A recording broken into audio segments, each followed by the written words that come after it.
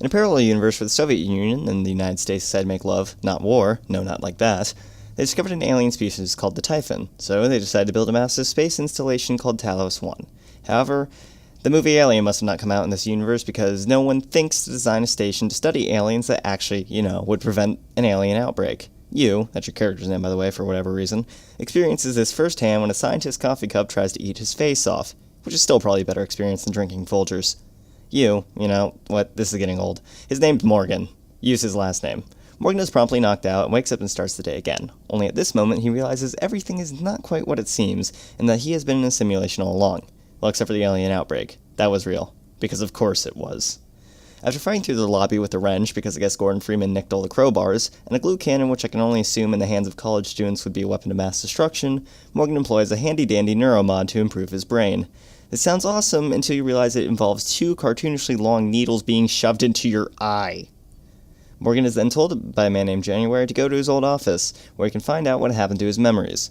It turns out that you have been on Talos 1 for the past 3 years, and that when a neuromod is uninstalled, you lose your memory. There's a process to give you your memories back, but your brother Alex skipped that step for some reason. I guess in the future, erasing your past is just something siblings do. However, the plot can't advance too fast, so the message cuts out, and you're forced to restore the entire communication system. Of course. Morgan then runs into a phantom, which instead of being clever and hiding as a coffee cup like normal Typhons do, it just instead walks up and kills you, as every enemy he will ever meet from now on seems to. After restoring the connection, Morgan finishes giving himself advice by basically saying, "Hey, dude, all hope is lost, blow the station up. Kill yourself as well. Trust me, it'll work." January then informs you that you need 2 arming keys to do that, both yours and Alex's. However, you don't know where Alex is, and your key was destroyed. But it's okay, because you have a plan for it in deep storage. All you need to do is take the elevator, which is broken. Of course. But it's okay, because you can take the guts all the way up to deep storage.